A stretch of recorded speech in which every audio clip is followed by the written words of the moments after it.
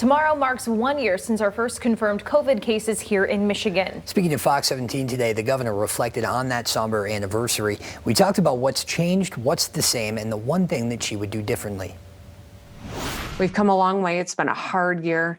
16,000 Michiganders have lost their lives. Governor Gretchen Whitmer knows the pandemic her administration has been fighting for the last year isn't over, but 1 year makes a big difference. I don't think anyone could have anticipated that a year later we would have 3 vaccines, that we would still be battling this virus. It was primary night in Michigan. The governor remembers watching election returns from her home in Lansing when calls about the first 2 cases in Oakland and Wayne counties came in. It kicked off a grueling year for Michigan families and for those on the front lines of fighting the virus's spread. I've had my moments where I was, very concerned, losing sleep over making sure that we were going to get people through this tough time. If I could go back in a time machine right now, with all the knowledge we've accumulated in the last year, would we do some things differently? Sure. And any leader who doesn't admit that isn't being honest or doesn't understand how much we've learned in the last year. When asked what she would do differently, I would go back over a year in a time machine and make Michigan the epicenter of N95 mask manufacturing.